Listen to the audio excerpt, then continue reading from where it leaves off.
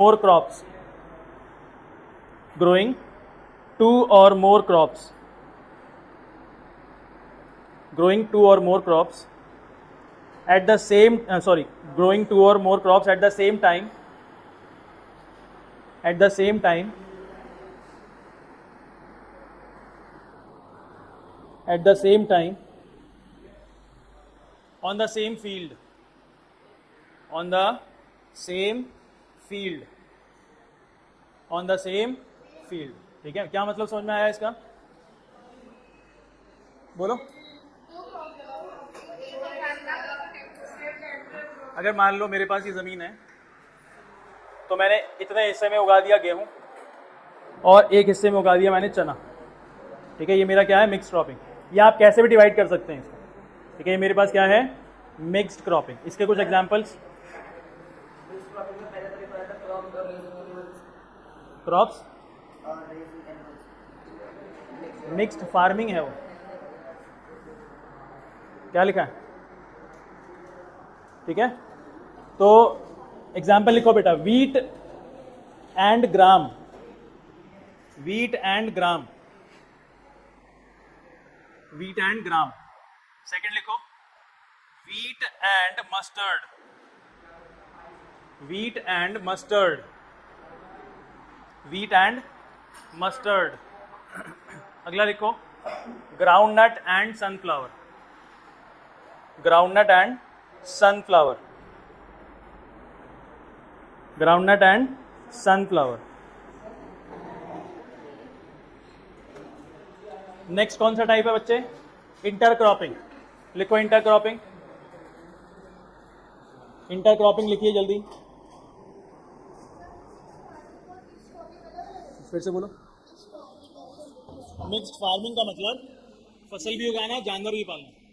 Mix cropping मतलब सिर्फ फसल के अंदर आ जाओ और उसके अंदर अलग अलग चीजें उगा रहे हैं.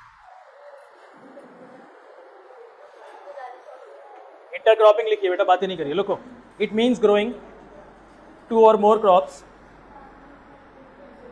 it means growing 2 or more crops, it means growing 2 or more crops at the same time,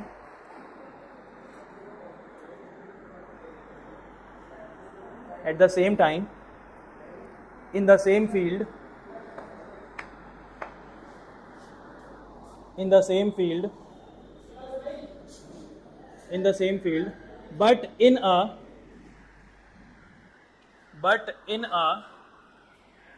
specific, in a specific pattern, in a specific pattern,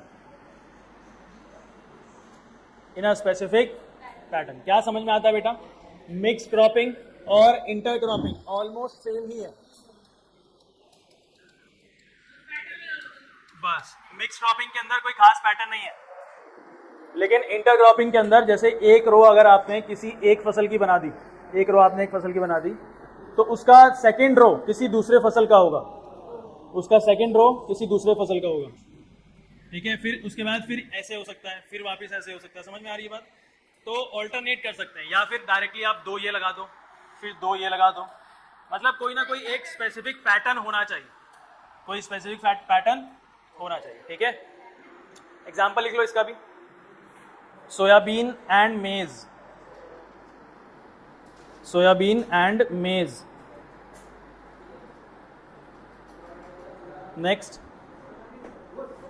bajra and लोबिया, बाजरा एंड लोबिया. बाजरा लिख लो जैसे मर्जी लिखना, बाजरा एंड लोबिया, बाजरा एंड लोबिया. ठीक है, ये हो गया मेरा क्या क्या हो गया? ये इंटरक्रॉपिंग. अब ये intercropping mix cropping almost same है. ये किसान इन दोनों को फॉलो कर क्यों रहा है?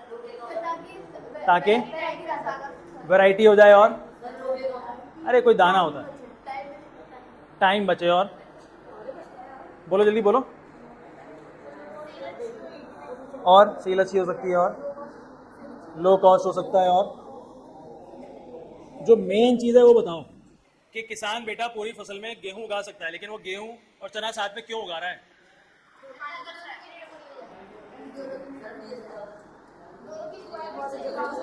भुट्टा भुट्टा।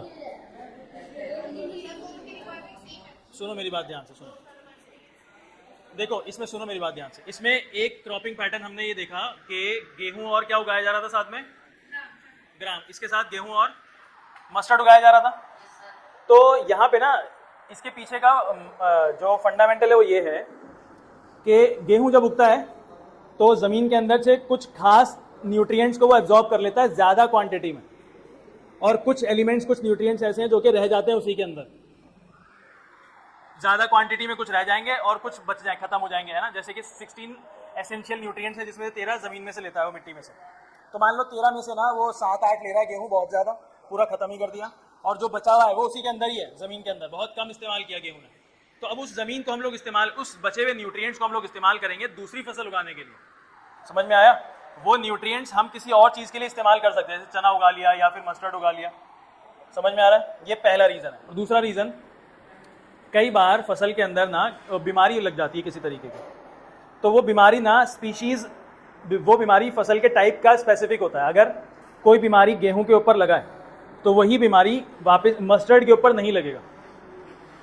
सेम बीमारियां दो अलग अलग तरीके की फसल के ऊपर नहीं लगती। मान लो कि हमने मिक्स क्रॉपिंग करा था और गेहूं के ऊपर बीमारी की वजह से गेहूं पूरा खराब हो चुका है, तो कुछ हिस्सा मेरा क्या मस्टर्ड का या फिर गेहूं के साथ चने का हिस्सा बच जाएगा क्या? अगर मैं पूरे पे गेहूं उगा देता तो क्या सारा गेहूं बर्बाद हो जाता, मेरा लॉस हो जाता बहुत बड़ा। अब लेकिन थोड़ा बहुत मेरा लॉस रिकवर करने के लिए गेहूं, चना या फिर मस्टर्ड अवेलेबल है। समझ में आ रही है बात? एक रीजन तो ये हो गया। और अगर मैं इंटरक्रॉपिंग की बात करूं, इंटरक्रॉपिंग का और फायदा है। इंटरक्रॉपिंग के अंदर सीन क्या था कि रोज बना रहे थे हम लोग, अगर कोई चीज, कोई बीमारी, कोई पेस्ट या कोई वीड या कोई इंसेक्ट किसी एक फसल के एक रो पे लगा होगा ना, तो वही सेम वीड दूसरे रो पे नहीं लगेगा, क्योंकि वो फसल दूसरी है, कि वो वाला कीड़ा, स्पेसिफिक कीड़ा उस फसल को नहीं खाता। और अगर उसके बगल वाला फसल उसने नहीं खाया तो क्या उसके बाद वापस से वो फर्स्ट वाला फसल था, गेहूं था, तो क्या वो उसके ऊपर आएगा? यानी कि आपके पास मुश्किल से 1 या 2 ही रोज खराब होंगी, सारी फसल आपकी बच जाएगी। समझ में आया? कोई डाउट है तो लिखो एडवांटेजेस, लिखो एडवांटेजेस, दोनों के मिक्स, बस लिख दो एडवांटेजेस और पॉइंट्स लिखो। एडवांटेज लिखो।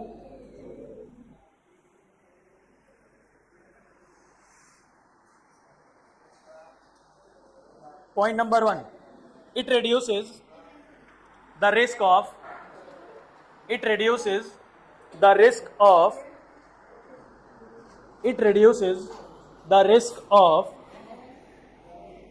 total crop failure. It reduces the risk of total crop failure. It reduces the risk of total crop failure. बोलो कोई दिक्कत है? सेकेंड पॉइंट,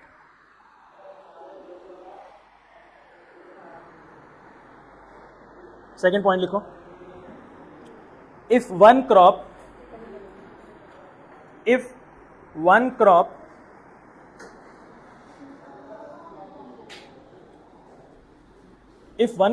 ब्रैकेट में लिखो one row bracket close, fails due to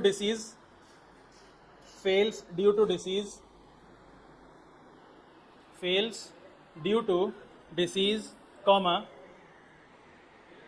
pests, comma, or bad weather,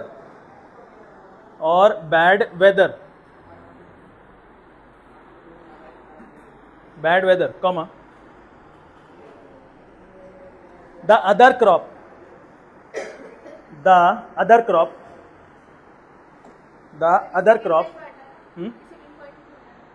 ये हाँ second point चल रहा है। द अदर क्रॉप, ब्रैकेट में लिखो other rows, bracket close, may still survive, ठीक है? समझ में आ गया? अगला सुनो, लास्ट पॉइंट, दिस प्रैक्टिस या these practices लिखो, these practices these practices act as a these practices act as a kind of insurance kind of insurance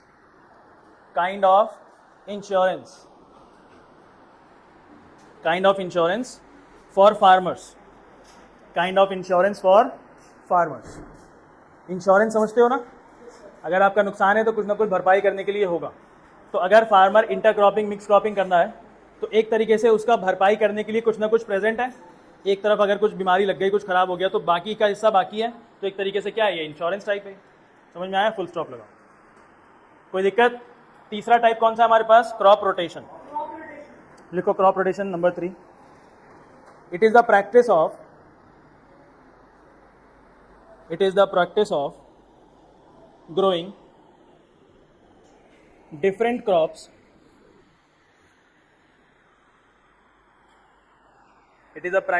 growing different crops on the same piece of land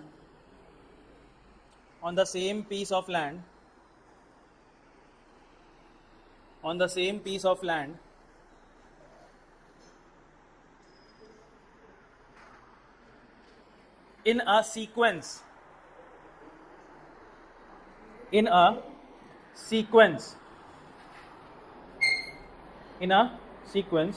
over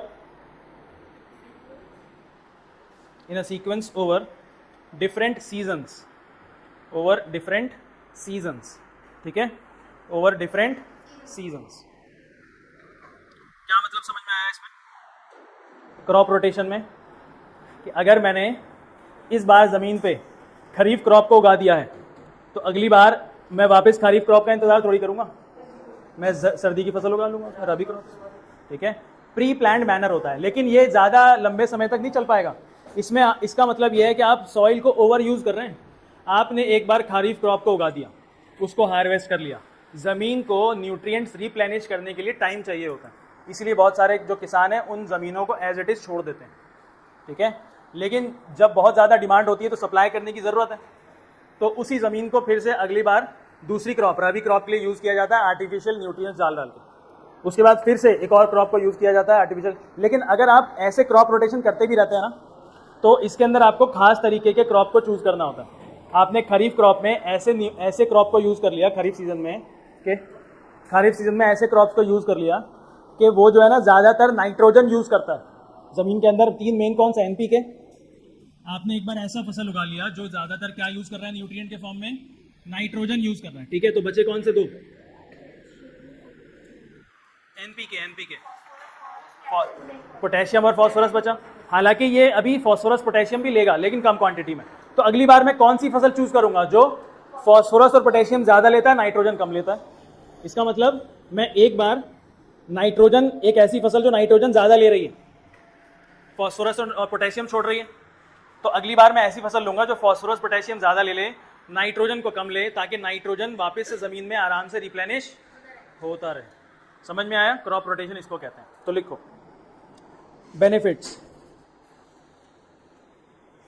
लिखो इसके। Point number 1, improves soil fertility.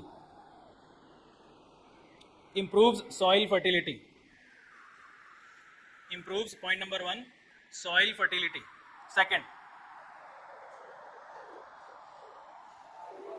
Second,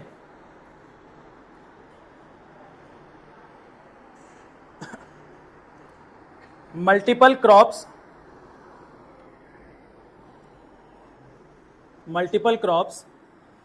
can be grown in a year.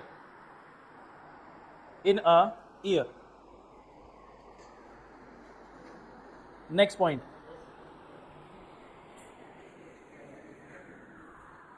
it also controls सब लिख रहे हैं ना? it also controls pests and diseases. इसका concept बताऊं? Paste और डिसीजेज को कैसे कंट्रोल करता है ये? आपने एक बार गेहूं उगा दिया, अब मान लो कि कोई पेस्ट और कोई डिसीज वहां पे प्रेजेंट था, गेहूं को जो है अंदर ही अंदर खराब कर रहा था। अब अगली बार आप क्या उगा रहे हैं? कोई दूसरी फसल उगा लिया आपने, है ना, गेहूं की जगह। अब जो वहाँ पे पहले से प्रेजेंट था ना पेस्ट और डिजीज, वो बोलेगा यार अभी तो हम गेहूं खा के गए थे, अब ये क्या हो गया, मैं नहीं खा रहा ये। अब थोड़े दिन के बाद हो सकता है उसको नई फसल का टेस्ट पता लगने लगे, अच्छा लगने लगे, वो खाना स्टार्ट कर देगा। अब थोड़ी देर के बाद आप उसको हार्वेस्ट करके दूसरी कोई तीसरी फसल उगा देंगे, फिर वो पेस्ट आया तो बोला यार अभी तो मैं कुछ और खा के गया था, अब इसने कुछ और उगा दिया। तो उसका एक जो साइकिल है पेस्ट का, उसको ब्रेक कर देगा वो। अब वो आपकी फसल में ज्यादा दिन तक अब पेस्ट रुकेगा नहीं, टिकेगा नहीं, अब वो भागेगा यहाँ से। समझ में आ रही है बात? तो डिसीजेज भी कंट्रोल हो सकते हैं इससे। नहीं समझ में आया? तो लास्ट पॉइंट लिखो इसका, लास्ट पॉइंट लिखो इसका। it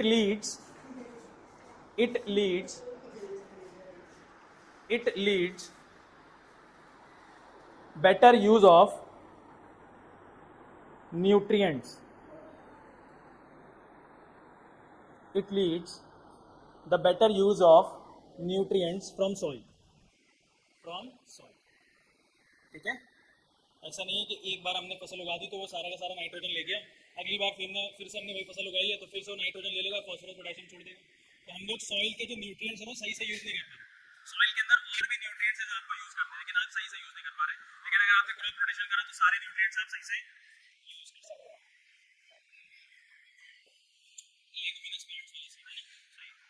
चलिए हो गया बेटा कंप्लीट। ये हमारा क्रॉप प्रोडक्शन मैनेजमेंट हो चुका है कंप्लीट। अगला टॉपिक क्या है?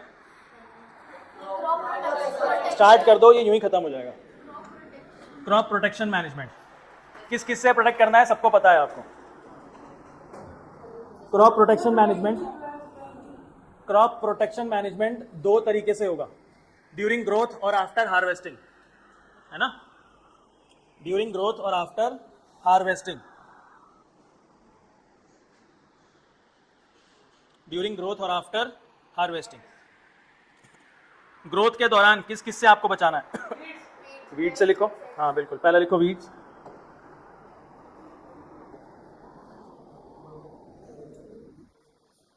वीड्स लिखो, क्या होते हैं वीड्स बताइए? बिल्कुल लिख दो इसके आगे, द अनवांटेड प्लांट्स, बिल्कुल सबको रटा हुआ है, the unwanted plants that grow along with the crop.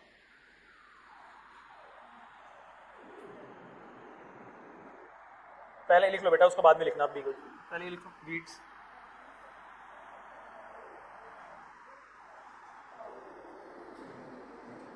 जल्दी लिखो, द अनवांटेड प्लांट्स, द ऐसे प्लांट्स जो हम लोग नहीं चाहते होंगे, है ना, the unwanted plants that grow along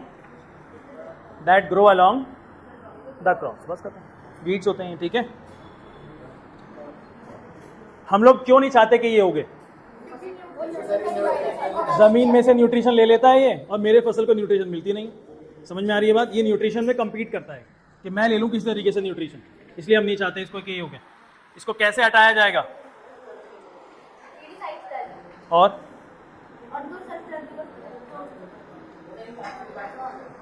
तो कैसे कंट्रोल किया जाएगा इसको? लिखो जल्दी से, वीडीसाइड्स। फिर वीडीसाइड्स क्या होते हैं? केमिकल्स होते हैं वीड्स को मारने के लिए, केमिकल्स होते हैं वीड्स को मारने के लिए, ठीक है।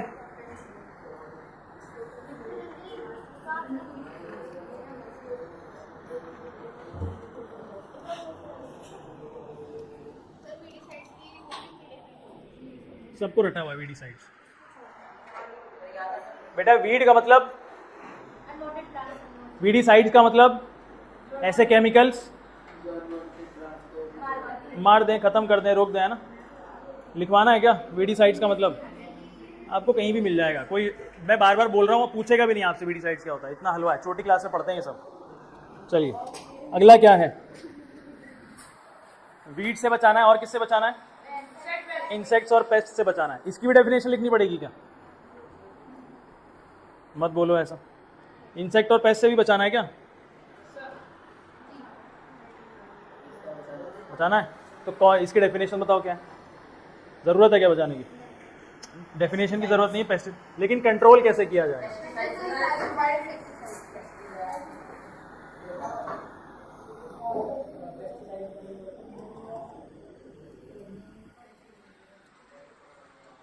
ठीक है, कंट्रोल कैसे किया जाएगा बेटा? पेस्टिसाइड से और इंसेक्टिसाइड से, पेस्टिसाइड से और इंसेक्टिसाइड से, पेस्टिसाइड और इंसेक्टिसाइड, पता है ना? अच्छा, इसका मतलब क्या होता है? आत्महत्या, मतलब आत्म, और ये क्या है? साइड, मतलब क्या? हत्या, यानी कि किल। ठीक है, इतना डेफिनेशन मत दो, अच्छी बात नहीं है ये सब। तो पेस्ट साइड का मतलब क्या होगा? पेस्ट साइड का मतलब क्या? साइड का मतलब किल, तो पेस्ट साइड मतलब, और इंसेक्टिसाइड का मतलब, और वीडीसाइड का मतलब। ठीक है, अब इसको डिस्कस नहीं करेंगे, ठीक है, अच्छी चीज नहीं है। हो गया? अगला किससे बचाना है? 7 बज गए, टाइम तो मेरा भी हो रहा है।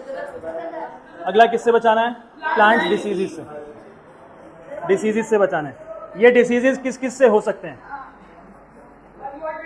है?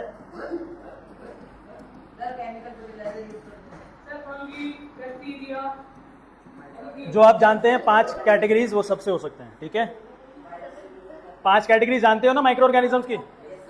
बताओ आगे क्या आएगा फिर?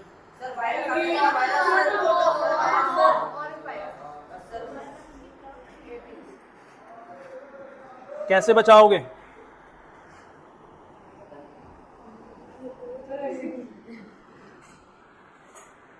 बताओ, डिसीजेस से कैसे बचाओगे? फर्टिलाइजर से कुछ नहीं होगा।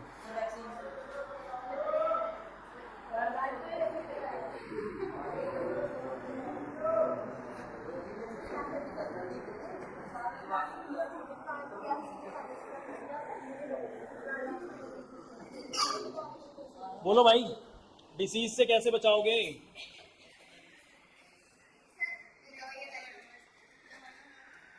देखो, डिसीज होने के बाद बचाना तो थोड़ा मुश्किल है, लेकिन डिसीज होने से पहले आप कुछ ऐसा कर सकते हैं कि बच जाए। हम लोग पहला डिसीज फ्री सीड्स यूज करेंगे, है ना? हाई क्वालिटी सीड्स का मतलब ये भी तो है कि ऐसे सीड्स जो कि डिसीज को रेजिस्ट करते हैं। तो यूजिंग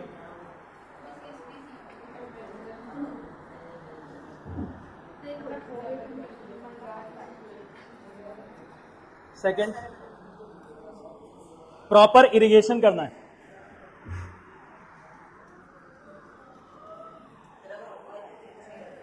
हो गया तो फिर तो ज़्यादा कुछ नहीं कर सकते, बस किसानों के पास होता है जुगाड़, कुछ केमिकल्स होते हैं हल्के फुल्के से, लेकिन ज़्यादातर में नहीं लगता कितना ज़्यादा एडवांस हो चुका है सब कुछ। वैसे भी नहीं लगता, नेचुरली भी इतना नहीं होता।